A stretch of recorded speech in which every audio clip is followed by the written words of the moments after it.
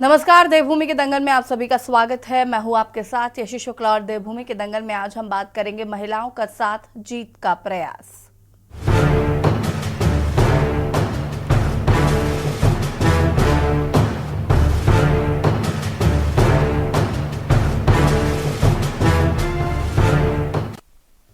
उत्तराखंड में लोकसभा चुनाव नजदीक आते ही राज्य में भाजपा कांग्रेस के राष्ट्रीय नेताओं के दौरे शुरू हो गए हैं। इसी के तहत महिला कांग्रेस के राष्ट्रीय अध्यक्ष अलका लांबा देहरादून पहुंची, जहां उन्होंने महिलाओं के उत्थान के लिए महिला कांग्रेस की ओर से किए जाने वाले कार्यों को गिनाया। साथ ही भाजपा सरकार में महिलाओं पर बढ़ते अपराधों को भी बताया।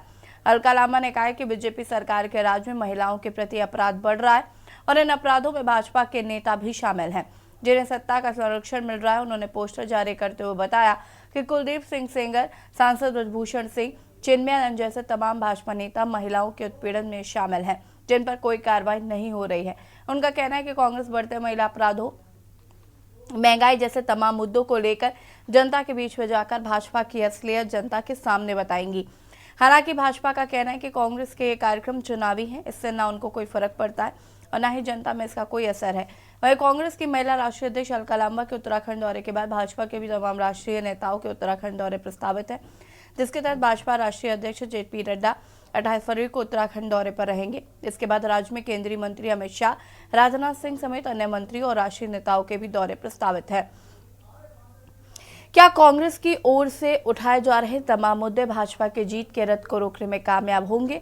आज इसी मुद्दे पर चर्चा करेंगे। उससे पहले रिपोर्ट।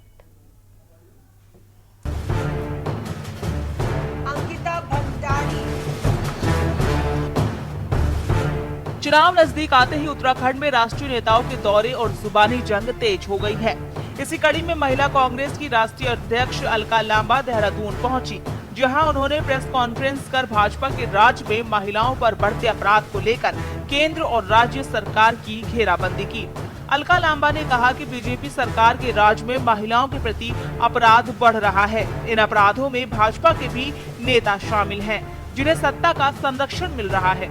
उन्होंने पोस्टर जारी करते हुए बताया कि कुलदीप सिंह सेंगर, सांसद ब्रजभूषण सिंह, चिन्मयानंद जैसे तमाम भाजपा नेता महिलाओं के उत्पीड़न में शामिल हैं, जिन पर कोई कार्रवाई नहीं हो रही है। उनका कहना है कि कांग्रेस बढ़ते महिला अपराधों, महंगाई जैसे तमाम मुद्दों को लेकर जनता के बीच में जाकर भाजपा की असलियत जनता के सामने बताएगी। हालांकि भाजपा का कहना है कि कांग्रेस का ये कार्यक्रम चुनावी है, इससे ना उनको कोई फर्क पड़ता है और ना ही जनता में इसका कोई असर है। महिला कांग्रेस के संगठन में बड़े बदलाव होने जा रहे हैं। संगठन को मजबूत करने पर चर्चा होगी। नारी न्याय सम्मेलन में राहुल गांधी जी की जो भारत जोड़ो न्याय यात्रा के 5 बिंदु हैं, उन पे चर्चा होगी। बिंदु पहला नारी न्याय है, दूसरा युवा न्याय, किसान न्याय, श्रमिक न्याय, भागीदारी न्याय। इस न्याय पर बात होगी। महिलाओं के प्रति जो अपराध है उस पे बात होगी कि डबल इंजन की सरकारें जहां जहां हैं, चाहे वो उत्तर प्रदेश है, हरियाणा है, आपका जो भी राज्य है हमारे, वहां पर किस तरह से महिलाओं के प्रति अपराध बढ़ा है और न्याय नहीं मिल रहा। चाहे वो मणिपुर हो, गुजरात की बिल्किस बानो हो, हरियाणा की साक्षी मलिक हो, भाजपा के सांसद, विधायक और मंत्री अपराधी हैं, दोषी हैं। सत्ता संरक्षण दे रही है, कानून को अपना काम नहीं करने दे रही, बेटियों को न्याय नहीं मिल रहा। देखिए, हर मामले में विधायी कार्रवाई जो होती है हमने की है। जो दोषी होते हैं वो जेलों की सलाखों के अंदर है। इनके शासन के मैं गिनाने लगूंगा तो आज तक भी वो दोषी कभी जेल की सलाखों के अंदर नहीं गए।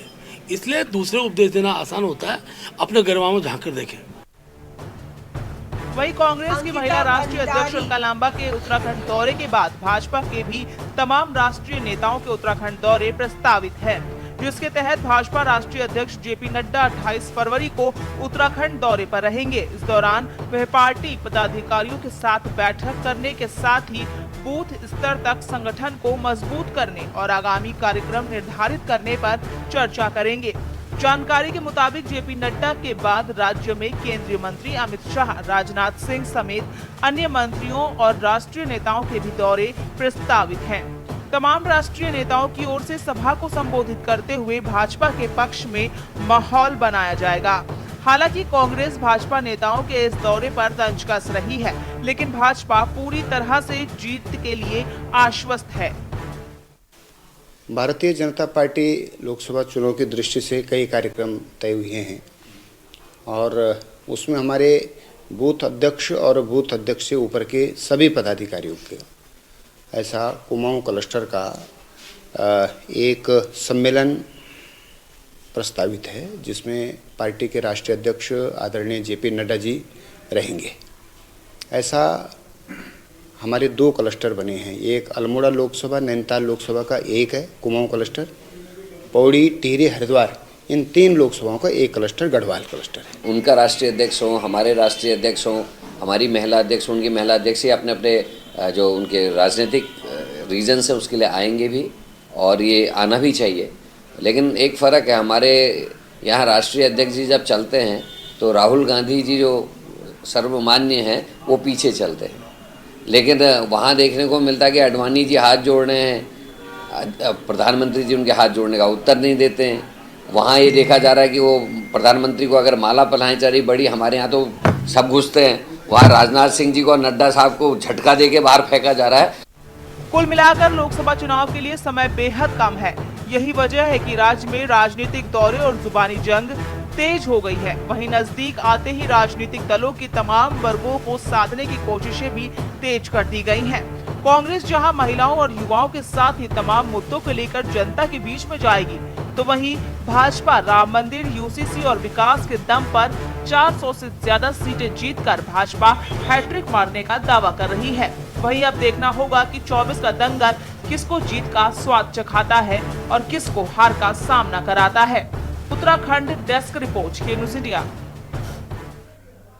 भूमि के दंगल में हम बात कर रहे हैं लोकसभा चुनाव में अब कांग्रेस को महिलाओं का साथ मिल रहा है क्या? अलका लांबा आज उत्तराखंड पहुंची थी, जहां पर उन्होंने कहा कि बीजेपी शासित राज्यों में महिलाओं की अनदेखी हो रही है, महिलाओं पर अपराध बढ़ा है। कांग्रेस अलग अलग मुद्दों से सत्ता पक्ष को घेरने की कोशिश कर रही है। क्या ये मुद्दे कांग्रेस को जीत दिलाने में कामयाब हो पाएंगे?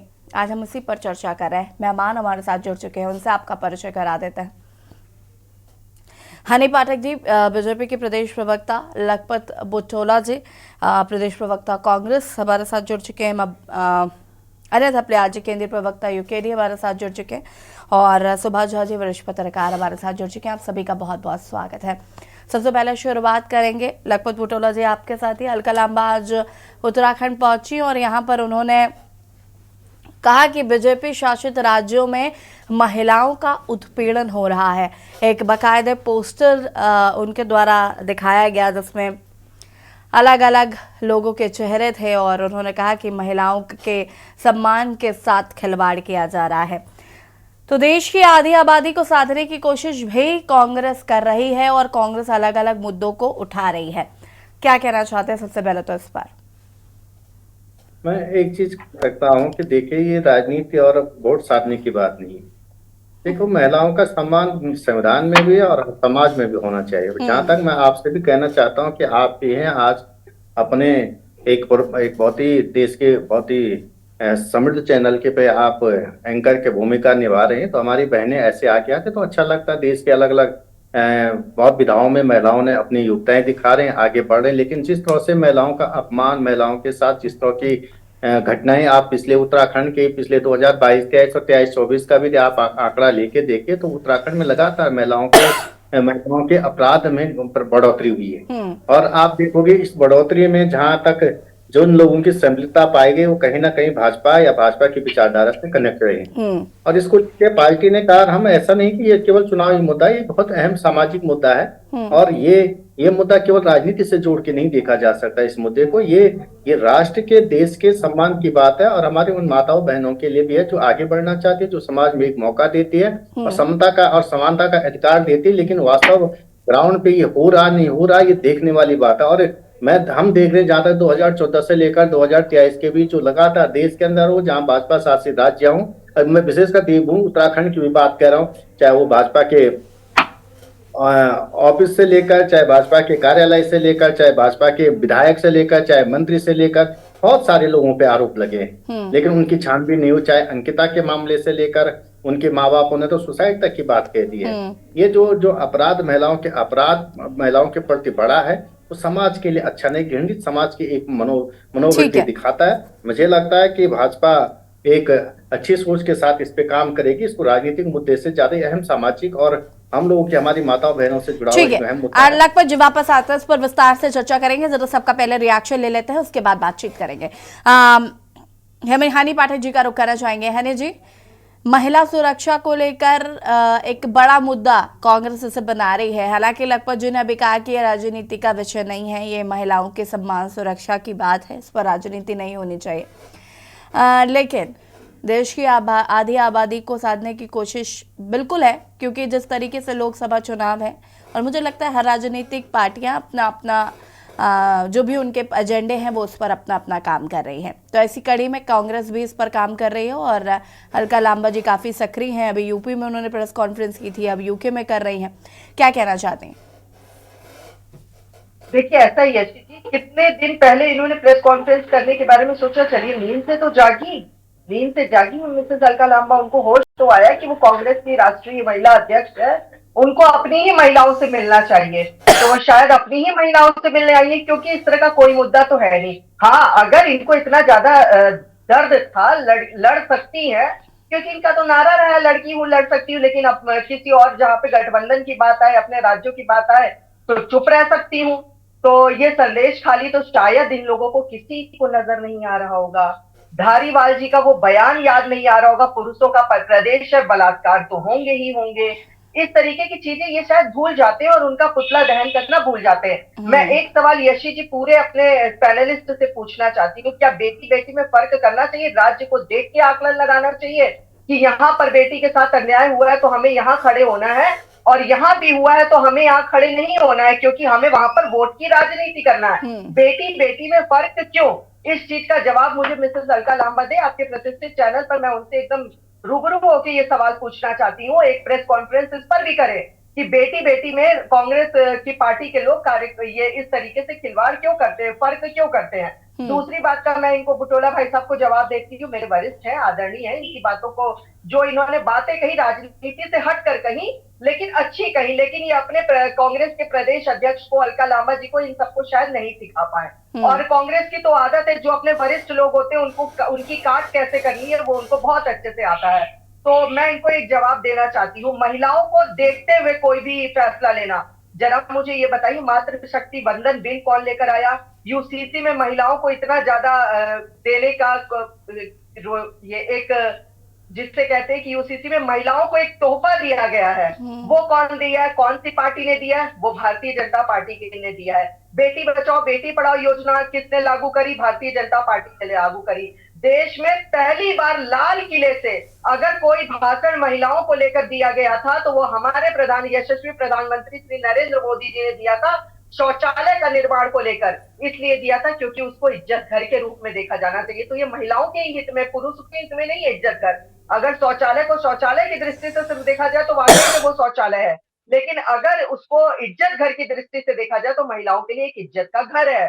तो ये सारी चीजें इनको समझना चाहिए। सिलेंडर मुफ्त देने की बात हो, धुएं से मुक्ति की बात हो, महिलाओं को हर चीज में आगे रखने की बात हो, कोई भी अगर कोई व्यक्ति करता है तो वो हमारी भारतीय जनता पार्टी करती है। ठीक है, इस पर हम आगे विस्तार से बातचीत करेंगे।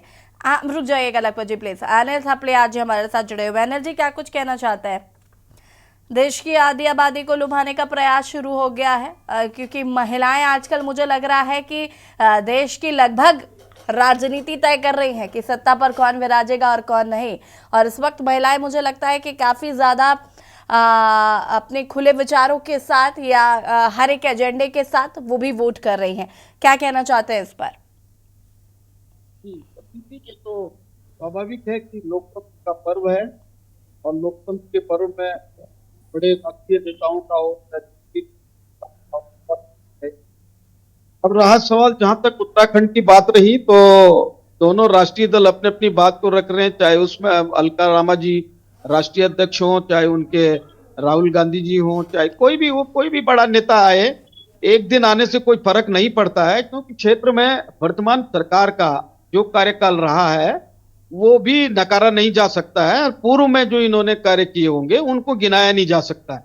निश्चित तौर पे है कि अगर क्षेत्रीय दल के प्रतिनिधि के तौर पर अगर मैं देखूं तो मेरे ख्याल से 23 वर्ष पूर्ण हो चुके हैं हमारे राज्य का गठन हुए और राज्य को संचालित हुए लेकिन अभी तक जो मूलभूत सुविधाएं थी, जो मेन ज्वलनशील मुद्दे थे, जिनके लिए उत्तराखंड राज्य का आंदोलन, समृद्ध राज्य का आंदोलन किया गया था, वो अभी तक भी जस के तस हैं। हालांकि उन पे कार्य हुआ है, ये नहीं कह सकते हैं कि जीरो टॉलरेंस की सरकार और भ्रष्टाचार मुक्त सरकार ने कुछ नहीं किया है। जैसे मैंने अभी कहा है कि दोनों सरकारों ने किया है, लेकिन जो लक्ष्य तय किए गए थे गठन के समय राज्य के, और जो मूलभूत सुविधाएं हैं वो अभी भी जस की तस हैं। जैसे कि ज्वलन मुद्दों की मैं बात करूं तो उत्तराखंड क्रांति दल का एक स्लोगन भी रहा, जल जंगल पानी, और ये भू कानून, मूल निवास 1950 और अपना गैरसैंण अस्थायी राजधानी, ये हमारे एजेंडे हैं। और इन एजेंडों पे मैं तो समझता हूं कि राष्ट्रीय चुनाव जरूर हैं, लोकसभा के चुनाव हैं, पर क्षेत्रीय मुद्दों पर क्षेत्रीय उस पर बहस होनी चाहिए। क्षेत्रीय मुद्दों पे कितना कार्य हुआ है, सांसद भी, जैसे मैंने प्रत्येक डिबेट में कहा, सांसद भी यहीं से चुने जाएंगे, सांसद प्रतिनिधि भी क्षेत्रीय होंगे और मतदाता भी क्षेत्रीय होंगे। तो जरूर वो जनता अब नहीं रही जो पूर्व 18 साल पहले थी, जो चाहे दो एक हाथ में एक ने दी सत्ता, दूसरे के हाथ में दूसरे दी, ये प्रचलन हो गया था उत्तराखंड में। अब मुझे लगता है कुछ ना कुछ समीक्षा होगी और क्षेत्रीय लोग समीक्षा करेंगे। अब रहा ज्वलनशील मुद्दों की बात, तो ज्वलनशील मुद्दे एक दिन में उनका हल नहीं होता है, चाहे राष्ट्रीय दौरे हो, चाहे राष्ट्रीय राजनेता के दौरे हो, चाहे वो किसी के भी दौरे हो, उससे कोई प्रभाव उत्तराखंड में पड़ने वाला नहीं। मैं नहीं समझता कि अन्य प्रदेशों में पड़ेगा तो वो अलग बात है, पर उत्तराखंड की जनता इतनी पीड़ित है। जैसे ज्वलनशील मुद्दे थे, आपदा हमारे सामने है, प्लान पे अभी तक कोई ठोस नीति तैयार नहीं हुई।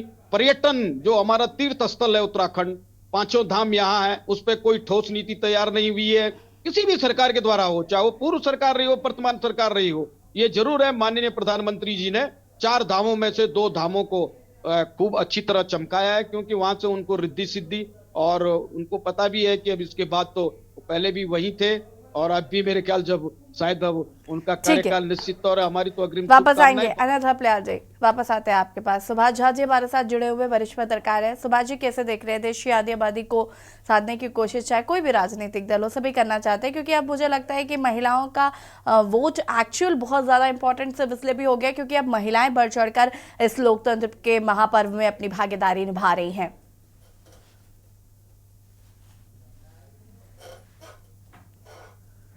हर पार्टी की अपनी रणनीति होती है और पार्टी अपनी रणनीति के हिसाब से काम करेगा।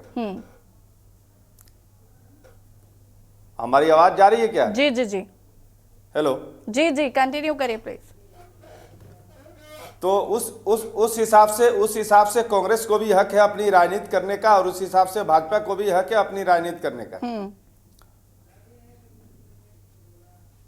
लेकिन मूल मसला यहां यह है कि उस पूरे राजनीति के सीन में मुझे जो दिख रहा है वो ये दिख रहा है कि दोनों तरफ से महिलाओं के खिलाफ ही ऐसे महिलाओं को खड़ा कर दिया गया है जो महिलाओं की समस्या को लेकर पार्टी की एडवोकेसी ज्यादा करती है, महिलाओं की समस्याओं की एडवोकेसी कम करती है। और ये दोनों तरफ है। अभी हमारी बहन हनी पाठक जी ने कहा कि महिलाओं की समस्या क्या 2-4 राज्यों में है या सारे राज्यों को एक सीन में देखा जाना चाहिए, सभी पैनलिस्ट इस पे बताएं। मेरी बहन, पूरे देश में महिला कहीं की हो, अगर उस महिला के खिलाफ अगर कोई अत्याचार हो रहा है तो वो आलोचना के पात्र है, उसकी भर्त्सना होनी चाहिए, उसकी निंदा होनी चाहिए, उसके दोषियों को कड़ी से कड़ी सजा मिलनी चाहिए। लेकिन ये सजा कब मिलेगा? जब कोई सेंगर को बचाने में कोई पार्टी लगेगी तब, जब कोई हाथरस के दलित बेटी को रातों रात जलाया जाएगा तब, जब कोई खेल मंत्री के खिलाफ कोई पदक लाने वाली इस देश की राष्ट्रीय महिला 2-2 महीने धरने पर बैठेगी और सुप्रीम कोर्ट उसमें इंटरफेयर करेगा, तब जाकर के FIR होगा तब, और उसके बाद हमारी बहन लोग एडवोकेसी करेंगी। तो आप पार्टी का काम ज्यादा करती है, आप महिलाओं का काम कम करती हैं। ये दोनों पार्टियों के लिए मैं बोल रहा हूं। कांग्रेस वहां ममता बनर्जी की सरकार में अगर महिलाओं पर अत्याचार हो, कांग्रेस नहीं बोलेगी। कांग्रेस राजस्थान में कांग्रेस महिलाओं पर अत्याचार हो, कांग्रेस नहीं बोलेगी। जी, इसके बाद आऊंगी। यहां अंकिता भंडारी के साथ हुआ, उसकी मां लीक करके बता रही है कि फला आदमी VIP के वजह से हमारी बेटी की हत्या हुई, और उसकी बात को तवज्जो नहीं दिया जा रहा है। ये किसको इसके लिए दोषी मानेंगे? सवाल मूल मसला ये है कि ये टोटल चीज और उसके खिलाफ दो चार महिला प्रवक्ताओं को खड़ा किया जाता है कि तुम जाकर के एडवोकेसी करो। अब राजनीति यहाँ खड़ी हो गई है। उसके बचाव में 4 महिलाओं पार्टी के प्रवक्ता आते हैं, जबकि होना यह चाहिए कि अगर गलत है तो गलत है, वो चाहे यहाँ हो चाहे कहीं और हो। मूल मसला यहाँ है और ये पूरी राजनीति सीन में भाजपा और कांग्रेस दोनों में ये देखने को मिलता है। बिल्कुल। अब रह गई बात कि दोनों पार्टियां अब इलेक्शन नजदीक हैं तो अपने हिसाब से राजनीति करेगी। अब लोगों को चिंता होगा, जनता का चिंता होगा, ये सारी चीजें जन मुद्दे उखड़ेंगे, गड़े हुए मुद्दे उखड़ेंगे, ये सारी मामला है। इसी पर हमारे साथ लगातार बने हुए हैं और हनी पाठक जी का रुख कर लेता है। हनी जी अपनी बात को पूरा कर सकते हैं, उसके बाद लखपत बुटोला जी आपके पास आते हुए। कहावत है याशी जी, परम रम्य उत्तम यह धरनी, जैसी करनी वैसी भरनी। तो इन्होंने जैसा किया है जनता ने इनको वैसा ही जवाब दिया है। दूसरी बात, अभी मेरे बड़े भाई सुभाष झा जी मुझे कह रहे थे कि वहां पर भी आवाज होनी चाहिए, करनी चाहिए। तो बेटर है और लोगों को भी कहे ये बात कि तुम लोग वहां पर भी आवाज उठाओ कि उस जगह पे चुप्पी साध रखी है। जब बंगाल में एक टीचर को सिर्फ बच्चे को मारने के लिए नंगा दौड़ा दिया जाता है, तब पता नहीं क्यों चुप रह जाती हैं लड़कियां, वैसे लड़ने के लिए आतुर हो जाती हैं कांग्रेस पार्टी की लड़कियां। अब मैं दूसरी बात आती है योजनाओं पे और सरकारी और महिलाओं पर। अगर किसी ने काम किया है तो वो भारतीय जनता पार्टी की सरकार ने काम किया है। चुनावी मौसम को देखते हुए नहीं, महिलाओं को 30% आरक्षण सरकारी नौकरी में देने का कार्य चुनावी मौसम से बहुत पहले हमारी भारतीय जनता पार्टी पुष्कर सिंह धामी जी की सरकार ने किया था। मुख्यमंत्री नारी सशक्तिकरण योजना के अंतर्गत महिलाओं को प्रोजेक्ट कोस्ट के तहत 30% या 1 लाख रुपए की सब्सिडी प्रदान करने की बात हमारी भारतीय जनता पार्टी पुष्कर धामी की सरकार ने किया था। और समूह को योजना के तहत 5 लाख तक बिना ब्याज का ऋण देकर उनको उत्पादन को बेचने की व्यवस्था करने वाली बात अगर किसी ने कही तो वो भारतीय जनता पार्टी ने कही। तो महिलाओं को हर क्षेत्र में अग्रणी बनाने की भूमिका को लेकर अगर कार्य किया है तो भारतीय जनता पार्टी की सरकार ने कार्य किया है। मेरी बात सुनिए, अगर ये योजनाएं धरातल पर हैं, जैसे महिलाओं के लिए ये योजनाएं हैं, बहुत अच्छी बात है, लेकिन आपसे विपक्ष पूछ रहा है कि अगर आप महिलाओं के लिए कर रही हैं ये सब, तो अंकिता भंडारी को अब तक न्याय क्यों नहीं मिला? क्यों उनका परिवार आज सुसाइड करने की बात कह रहा है? भाई जाहिर है कि आप बहुत काम करिए, लेकिन आपको पता होगा कि अगर आपने कुछ भी एक चीज नहीं की है तो आपको उसके लिए ही टारगेट किया जाएगा। और ये सभी के जीवन का एक बहुत बड़ा सत्य भी है कि आप जो दुनिया में बहुत अच्छाई करिए, लेकिन आप एक चीज खराब करेंगे, आप नजरों में आएंगे। अगर आप कह रहे हैं कि हमने इतनी योजनाएं लाई हैं लेकिन अंकिता भंडारी को न्याय नहीं मिला, तो आपसे पूछा जाएगा ना कि फिर क्यों महिलाओं के लिए अगर आप इतने जतन कर रही हैं तो इस महिला को न्याय क्यों नहीं? जैसे जी मैं उसी पर आ रही थी, तब तक आपने मुझे रोक दिया अपनी बात से। अब मैं आपको उसका भी जवाब देती हूँ। भाई साहब ने ये कहा कि एक व्यक्ति का नाम लिया अंकिता भंडारी की माता जी ने और उसकी कार्यवाही हमने नहीं करी। मैं यशी जी आपको एकदम विश्वासपूर्ण तरीके से ये विश्वास दिलाती हूँ कि अगर उन्होंने जिस व्यक्ति की बात कही है वो कोर्ट में जाकर उसके खिलाफ सबूत पेश करे, क्योंकि उनका मामला कोर्ट में चल रहा है। अगर उसमें रत्ती भर भी सच्चाई पाई जाएगी तो निश्चित तौर पर हमारी पार्टी उसमें किसी भी प्रकार से बीच बचाव करने आगे नहीं आएगी, क्योंकि आर्य परिवार के बारे में जैसे ही पता लगा उनका निष्कासन त्वरित किया गया। विदिन 1 आवर उनका निष्कासन किया गया, एकदम भी हीला हवाली नहीं करी गई। और मैं आपको दूसरी बात का जवाब देना चाहूंगी, जब कोई केस कोर्ट में चलता है तो कोर्ट में ही सबूत पेश करने होते हैं। आप बिल्कुल जिस व्यक्ति का नाम आपको इतने साल इतने महीनों बाद याद आया है, पहले नहीं याद आया अब याद आया है, तो आप उस व्यक्ति के खिलाफ सबूत कोर्ट में जाकर पेश तो करिए। अगर उसमें रत्ती भर भी सच्चाई पेश होगी निकल के आएगी तो हमारी भारतीय जनता पार्टी सबसे पहले उनके खिलाफ खड़ी होगी, क्योंकि हमारी पार्टी में बचाव की प्रक्रिया नहीं चलती है और निर्दोष जो होता है उसको बचाने की प्रक्रिया चलती है। दोषी को हम लोग किसी भी प्रकार से बख्शते नहीं है। अभी इसका प्रत्यक्ष एग्जाम्पल आपको पुष्कर धामी जी की सरकार में देखने को मिल रहा होगा कि किशन चंद जैसे उद्यान विभाग के घोटाले में जो पकड़े गए थे वो कितने आईएएस पीसीएस अधिकारियों को जेल की हवा खानी पड़ रही है, आईएफएस अधिकारियों को जेल की हवा खानी पड़ रही है हमारी सरकार के अंतर्गत। तो किसी प्रकार से दोषी को हमारी सरकार नहीं बख्श रही है। और जहां तक बात है महिलाओं की, तो मैं निश्चित तौर पर यही कहूँ। ठीक है बुटोला साहब, सहमत है हनी जी की बातों से? हमारी बहन जी बहुत अच्छा बोलते हैं, बहुत दबंग भी है। हम चाहते हैं देश की महिलाएं ऐसी दबंग हो। लेकिन मैं एक बात है, नमस्कार, धन्यवाद। सरकारी एक आंकड़ा एनसीआरबी का आंकड़ा कहता है कि उत्तराखंड में 2021-22 में 46% महिला अपराध में बढ़ोतरी हुई है। 22-23 के अंदर कहा जाता है कि 37.5% की बढ़ोतरी हुई है। उत्तराखंड की बात कह रहा हूँ मैं। दूसरी बात, अंकिता के मामले में मेरी बहन ने कहा कि विपक्ष को सबूत देना चाहिए। तो जो ये सरकारी एजेंसियां हैं, ये एजेंसियां घर बिठा दीजिए, भाजपा की आवा भगत में लगा दीजिए। क्यों सीबीआई जांच नहीं कराई जा रही? ये जो एजेंसियां सरकारी, काम उनका है कि वो जिस अपराधी ने अपराध किया है उसके विरुद्ध सबूत लाए। वहां पे जो जलाया गया, वो फार्म हाउस क्यों जलाया गया? क्यों वो वीआईपी को बचाया जा रहा? जो प्रश्न है उनकी जांच क्यों नहीं किया कराई जा रही? ये तो सरकारी एजेंसियां करेंगे ना, विपक्ष लखपत बुटोला जाके नहीं करेगा वहां ना। सरकार मुझे इजाजत है कि वहां पे जांच करने की। ये तो थोड़ा सोच समझ के एक बात मिनट में बुटोला जी इंटरप्ट कर रहे हैं, एक मिनट में इंटरप्ट कर रही हूँ। कोर्ट की बात करी मैंने, विपक्ष की बात नहीं करी मैंने, कोर्ट की बात करी। बात सुन लीजिए, कोर्ट में जो सबूत जाएंगे वो कौन ले? सरकारी एजेंसियां ले जाएंगी, जिनको आपने जांच, चाहे एसआईटी ले जाए, चाहे सीबीआई ले जाए, चाहे पुलिस लेके जाए, चाहे रेवेन्यू लेके जाएगा, रेवेन्यू पुलिस लेके जाएगी, वो करेंगे जांच। लखपत बुटोला की जांच क्या माने? और वो क्या वहां पे जांच करने देंगे हमको? मैं एक चीज कह रहा हूँ। दूसरी बात, आपको ये समझना पड़ेगा। मैं एक चीज, महिला कोई भी हो, आपने देखा देश में जिन्होंने, इस देश में पूरी दुनिया में सम्मान जिन महिलाओं ने बढ़ाया है, उनको क्या परिस्थितियां बनानी पड़ी? आप जानते हैं कि हरियाणा के अंदर किस तरह की परिस्थितियां बनी। उत्तराखंड की मैं देवभूमि की बात लखपत बुटोला जी, आंकड़े, फिर अगर आप इन सब बातों का जिक्र करते हैं तो यही बात तो आपसे अभी हनी जी ने कही थी कि बेटी बेटी में फर्क क्यों?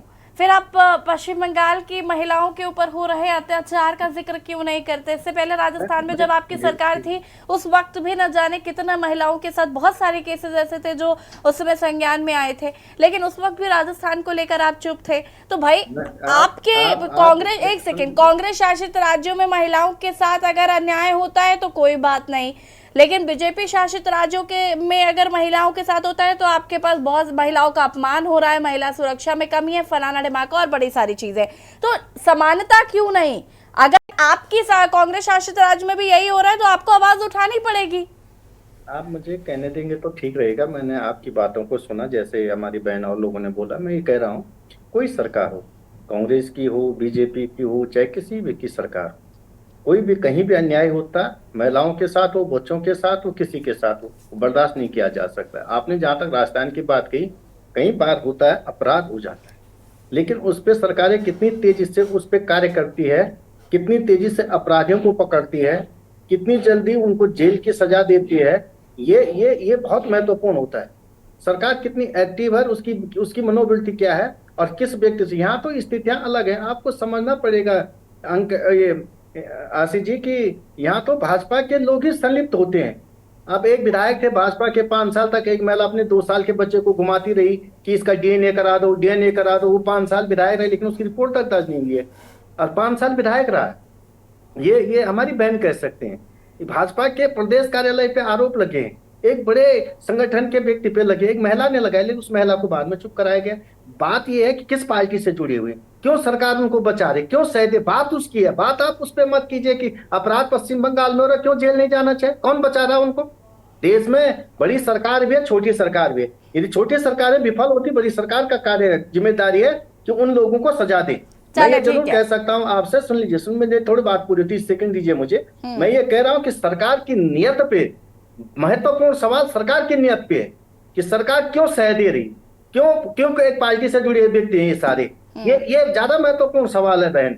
और इसको लेकर के मैं कह रहा हूं कि जहां पे आप देखो महिला अपराध से जुड़े हुए, चाहे महिला अपराध हो, इस तरह के अपराधों में जुड़े हुए किस पार्टी के व्यक्ति हैं। मैंने तो उत्तराखंड में एक विधायक का उदाहरण दिया, मैंने एक संगठन मंत्री का उदाहरण दिया, मैंने एक पदाधिकारी का उदाहरण दिया अभी, जो आपको पता होगा भी ये कुमाऊं में हुआ है, मंडल अध्यक्ष ने किया। हरिद्वार के अंदर उदाहरण दे रहा हूं मैं, किस पार्टी के व्यक्ति हैं।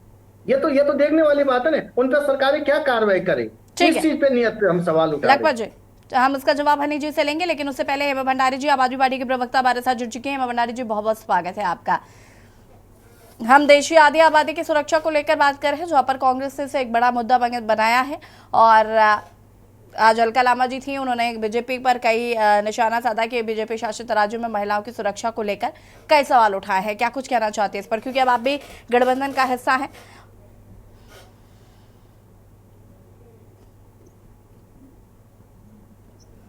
हेमा भंडारी जी। जी यशी जी, सबसे पहले तो मैं माफी चाहूंगी आज भाई, सबसे पहले मैं माफी चाहूंगी कि आज मैं लेट हो गई। और अभी जो मुद्दा उठाया है कि महिलाओं का, तो आज आप देखिए कि आज महिला सुरक्षित नहीं है। आज सरकार है, देखिए लगातार भाजपा की ही सरकार है, अभी तो कांग्रेस की सरकार पहले थी, 2 ही सरकारें रही हैं। और आज देखिए कितने महिलाओं के मुद्दे हैं। अंकिता भंडारी को अभी तक न्याय नहीं मिल पाया, वीआईपी का नाम उसके माँ बाप ने ले भी लिया है।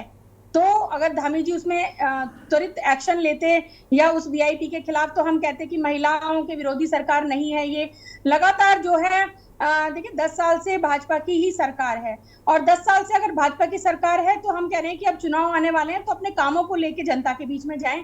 अगर अच्छा किया है, आज बेरोजगार सड़कों पर है, आज जो ये अपने जो कर्मचारी हैं वो सड़कों पर हैं, और अपने उसको लेके भू कानून को लेके, अपने मूल निवास को लेके, मतलब पेंशन को लेके आज सड़कों पर आंदोलन कर रहे हैं। तो क्यों कर रहे हैं? अगर सरकार ने इनकी मांगे मानी होती,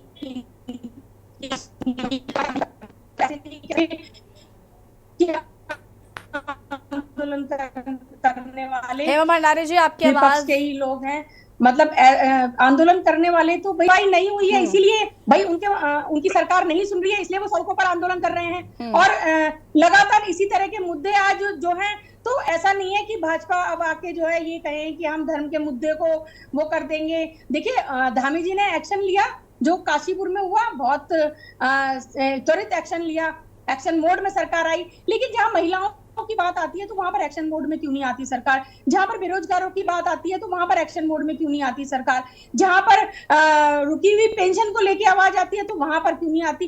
क्यों एक्शन मोड में सरकार हर मुद्दे पर क्यों नहीं रहती है? उत्तराखंड की जनता को क्यों सड़कों पर उतरना पड़ रहा है अपनी मांगों को लेकर, अपनी पेंशन को लेकर, पेंशन बहाली को लेकर? तो अगर ये काम किया है 10 साल सरकार ने, तो उनको कहने की तो जरूरत ही नहीं है। जनता उन्हें वोट देगी, जनता समर्थन करेगी, लेकिन आज उसको लेके नहीं जाके कि इनको तो जरूरत ही नहीं है। 10 साल अगर काम किया होता तो आज इनको ये नहीं कहना पड़ता जो इस तरह के वो कर रहे हैं, ये रंगाई, ये पुताई। मतलब सबको पता है कि भाजपा संसाधन का उपयोग, जो सरकारी दुरुपयोग किस तरह से करती है। इसी पर मेहमान हमारे साथ लगातार बने हुए हैं। थपलियाल जी, क्या कुछ कहना चाहते हैं? माँ जी ने देखिए बताया कि किस तरीके से महिलाओं के उत्पीड़न की बात उन्होंने कही। अंकिता भंडारी एक बड़ा मामला है, लेकिन जिस तरीके से अनिल जी भी कह रही थी कि महिलाओं के उत्थान के लिए उनकी सरकार निरंतर काम कर रही है। ये तो सत्य बात है कि ये एक शांतिपूर्वक राज्य था उत्तराखंड प्रदेश में। जब राज्य नहीं बना था, उससे पहले की मैं बात करूं तो बहुत शांत वातावरण था। इस प्रकार के अत्याचार, इस प्रकार के बलात्कार महिलाओं, हमारी बहू बेटियों के साथ, और इस प्रकार का कोई अभद्र कोई चीज सुनने को नहीं आती थी। जब राज्य बना तो हमने एक अपेक्षा रखी कि ये भी एक समृद्ध राज्य में होगा, और सभी 27-28 राज्य थे उस समय। हमने 28-27वें राज्यों में इसकी गिनती थी कि ये राज्य जो है एक अग्रिम राज्य रहेगा, हर क्षेत्र से चौमुखी विकास रहेगा, महिला सशक्तिकरण को लेकर के, और जैसे मैंने बताया पलायन को लेके, रोजगार को लेके, महंगाई को लेकर के जो ज्वलनशील मुद्दे हैं। अब सवाल इस बात का है कि उत्तराखंड में वर्तमान सरकार दावा तो करती है कि महिला सशक्तिकरण को लेकर के कड़े कदम उठाए गए हैं, लेकिन सबसे बड़ा उदाहरण जो है अंकिता भंडारी कांड है, ये वास्तविक है। क्यों आज तक उस वीआईपी का नाम डिस्क्लोज नहीं हुआ है, और क्या कारण है कि उस वीआईपी पे जो है एक्शन नहीं हुआ है? तो निश्चित तौर पे है कि कहीं ना कहीं महिला, हमारी माँ, बेटी, बहू, बहन, वो कहीं ना कहीं भयभीत है सुरक्षा को लेकर के। अभी मैं बात करूं हल्द्वानी में जो ये अतिक्रमण को लेकर के हुआ, अब्दुल अभी तक फरार है, उसका बेटा अभी तक फरार है, 300 लोग जख्मी हुए हैं, और 6-7 लोगों की वहां पे मृत्यु हुई है। तो वो लोग कौन जिम्मेदार है उसका? तो सुरक्षा की जिम्मेदारी तो वर्तमान लॉ एंड ऑर्डर मेंटेन करना वर्तमान सरकार का काम है। तो ये तो वर्तमान सरकार को सोचना चाहिए कि महिलाओं को लेकर के क्या सशक्तिकरण, ऐसा क्या कदम बनाया है। यूसीसी लाना अच्छी बात है, यूसीसी का समर्थन है, कब लागू होगा पूर्ण तरह से, उसमें है क्या, यूसीसी में एक्ट है क्या, किन किन जातियों को, महिला को लेकर विशेष क्या है, ये सारी चीजें अभी एक प्रश्न है। और मुझे लगता है कि ये स्टंट है लोकसभा 2024 का कि जितने भी कानून बनाए गए हैं, एक तो सबसे दुर्भाग्य उत्तराखंड का ये है कि उत्तराखंड की वर्तमान सरकार किसी भी कानून को लाने से पहले समिति बनाती है, फिर 10 दिन के बाद उस समिति को भंग कर देती है, फिर दूसरी समिति का गठन होता है, तो निर्णय नहीं हो पाता है कि क्या होगा कैसे होगा। तो प्रदेश के विकास में कहीं ना कहीं जो इन्होंने जनता से वादा किया था, जब ये पुनः प्रचंड बहुमत लेके सरकार आई थी और अब हमारे यशस्वी प्रधानमंत्री जी, कर्मठ सुचारू प्रधानमंत्री जी तीसरी बार शपथ लेने जाएंगे, ये निश्चित तौर पे है। तो एक चीज बताइए कि तीसरी बार अगर ये दावा करते हैं कि हम सरकार बना रहे हैं, हमारी केंद्र और राज्य सरकार की योजनाएं बिल्कुल गांव-गांव तक पहुंच चुकी हैं। इनका एक स्लोगन भी था, अंतिम गांव में अंतिम व्यक्ति का विकास। तो वो एक क्षेत्रीय दल होने के नाते उत्तराखंड क्रांति दल को कहीं दिखा नहीं, क्योंकि हमारी क्षेत्रीय मुद्दों पे बहुत पैनी नजर रहती है और दोनों दलों पे कौन क्या कर रहा है, चाहे विपक्ष का हो चाहे पक्ष का हो, तो हम एक उसमें किंग मेकर की भूमिका निभाते हैं। और उम्मीद है आने वाले चुनाव में भी निकाय से लेकर लोकसभा से लेकर आगामी दूर तक की हमने सोची है 27 तक की, तो निश्चित तौर पर कि यूकेडी अपना वर्चस्व कायम रखेगी और जो स्थानीय मुद्दे वर्तमान सरकार पूर्व चलिए ठीक है अनंत अपलियाल जी, आप ऐसे ही वर्तमान के और जो भी स्थानीय मुद्दे हैं यूकेडी से ही उम्मीदें हैं, बाकी राष्ट्रीय दल तो क्या कर रहे हैं, अपनी अपनी राजनीति चमका रहे हैं। खैर, हनी पाठक जी आपका रुख करते हैं। 2024 की शुरुआत होते ही हम देख रहे हैं कांग्रेस काफी एक्टिव हो गई है, कांग्रेस के नेता आ रहे हैं लगातार। शारजा कुमारी जी अभी आई थी, अलका लांबा जी आई हैं, मल्लिकार्जुन खड़गे भी आए थे। तो कांग्रेस में कहीं ना कहीं एक ताबड़तोड़ दौरे शुरू हो गए हैं और मुझे लगता है इस बार कांग्रेस ने बड़ा सीरियसली लिया है उत्तराखंड के चुनाव को, लोकसभा चुनाव को बहुत ज़्यादा। और जिस तरीके से लगातार उनके दौरे हो रहे हैं, मुद्दों को उठाने की कोशिश कर रही है, तो कांग्रेस अपने आप को मजबूत करने की कोशिश कर रही है। बीजेपी में भी कई नेताओं के प्रस्तावित दौरे हैं, इस पर क्या कहेंगे?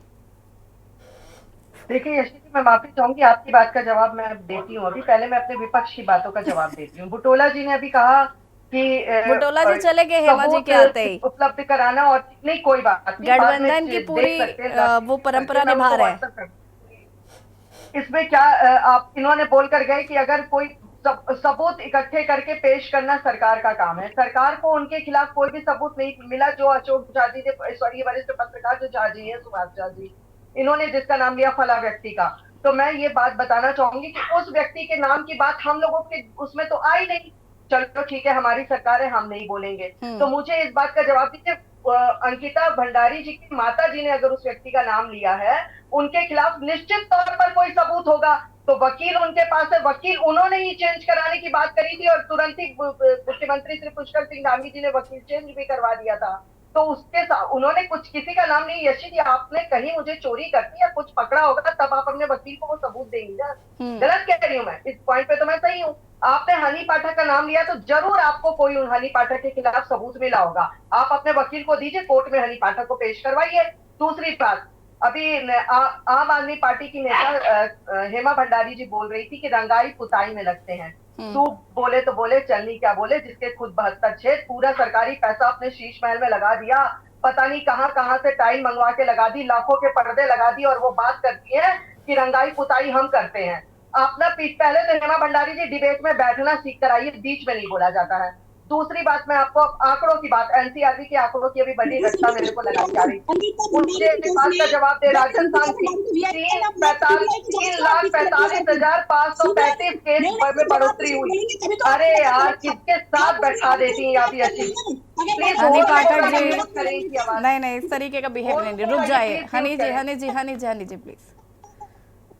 अरे हेमा भंडारी जी रुकेगा, मैं आऊंगी आपके पास प्लीज।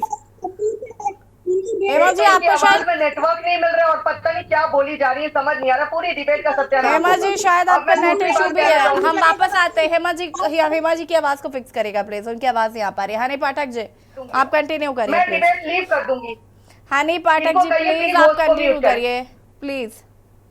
अब मैं दूसरी बात का जवाब देना चाहती हूँ कि जो अभी थपलियाल भाई साहब ने कहा था कि देखिए ऐसा है भाई साहब, निश्चित तौर पे आपका सवाल बिल्कुल जायज है कि वो पकड़ा नहीं गया जिसका नाम आपने अभी लिया, लेकिन आप ये बात तो देखिए कि कितने ज्यादा अपराधियों को त्वरित कार्रवाई करके पकड़ा गया। आरोपी मुख्य जो था मुल्ला अमूर जफरू, उसको और राज्य सरकार ने इन जिहादी दंगइयों पर एनएसआई के तहत कार्रवाई करी गई है।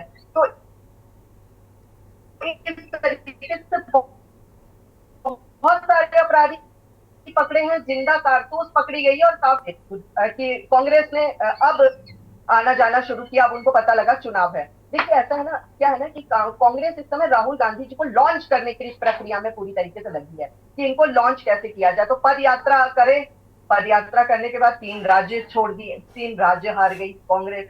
फिर उसके बाद अब न्याय यात्रा कर रहे हैं, जनता न्याय फिर करेगी। तो ये सिर्फ एक फोकस किए हुए हैं कि इन्हें राहुल गांधी जी को लॉन्च करना है। इन्होंने जनता के बारे में नहीं सोचा है। गठबंधन किया, गठबंधन पूरी तरीके से टूट गया है इनका। तो ये सारी चीजें हैं, इनको सोचनी चाहिए, विचार करनी चाहिए कि इनको उसी समय क्यों याद आती है। और दूसरी बात मैं आपको कहना चाहूंगी यशी जी, अन्याय कभी भी ये स्वीकार नहीं करता, अन्याय कभी भी ये स्वीकार नहीं करता कि वो अन्याय कर रहा है। ठीक है हनी जी काफी समय आपको मिल गया है, वक्त की भी चूंकि कमी है, रुकेगा हनी जी वक्त की कमी है और काफी समय आपको दे दिया गया है। हेमा भंडारी जी फटाफट अपनी बात को पूरा करेंगे, उसके बाद सुभाष जी आपकी अंतिम प्रतिक्रिया। नेटवर्क कितने सड़े हुए आ रहे हैं, उसमें ये हनी पता जी नहीं क्या बोल रही है, समझ नहीं आ रहा है। हनी जी पोथड़ा बांध के बैठ गई हैं और उसको पढ़ रही है सरकार ये है सरकार वो है। अरे हम मेरे हाथ में तो कुछ भी नहीं है मैडम। हनी जी बीच में कौन इंटरप्ट कर रहा है अभी? हनी जी बीच में कौन इंटरप्ट कर रहा है अभी? कमी है तभी आप चश्मा लगाएंगे। चश्मा आप ना उतार कर देखिए, चाहे चश्मे से आपको सफाई से नहीं दिखाई दे रहा। यार यशी जी आई एम रिक्वेस्टिंग, इनको मैं हटा रही हूँ क्योंकि कुछ बोल तो पा नहीं रही है, फूल जुलूल बातें कर रही है, पूरी डिबेट का लास्ट में सत्यानाश। हनी जी प्लीज इस तरीके से नहीं बोले। चंडीगढ़ का पता चल गया ना लोग। अनिल थपलियाल जी, यहाँ पर आपका अनिल थपलियाल जी, ठीक है हेमा जी बुला रहे हैं, ठीक है अनिल थपलियाल जी फटाफट अपनी बात को पूरा करिएगा प्लीज, बहुत कम शब्दों में। वो गिनवा देंगे 10 साल में मुख्यमंत्री। धन्यवाद। ठीक है अनिल थपलियाल जी की विवाद हम तक यहाँ पर। सुभाष झा जी अंतिम प्रतिक्रिया आपकी। राहुल गांधी को लॉन्च करने के लिए ये इस तरीके से इवेंट ऑर्गेनाइज किया जा रहा है जैसा कि हनी जी कह के गए, कितना सहमत है? और फटाफट अपनी बात को पूरा करेगा प्लीज। मैं अपना टोटल समय आपको भी दे देता हूं, क्योंकि आपने मुझे आज समय नहीं दिया, इसलिए ये समय भी आप ही को समर्पित है। आप जिसको चाहें दे दें। सुभाष जी माफी चाहूंगी, फिर भी अंतिम प्रतिक्रिया आपकी।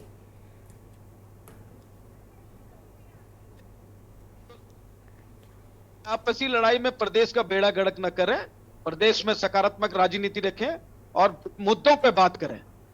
चलिए ठीक है, आप सभी का बहुत बहुत शुक्रिया चर्चा में शामिल होने के लिए। और देवभूमि के दंगल में बात कर रहे थे 2024 की लड़ाई को लेकर, जहां महिलाओं को साधने की कोशिश की जा रही है, जहां पर महिलाओं को लेकर कांग्रेस जो है वो लगातार दौरे कर रही है, मुद्दे उठा रही है। ऐसे में क्या महिलाएं कांग्रेस का साथ देंगी, ये तो फिलहाल देखना होगा।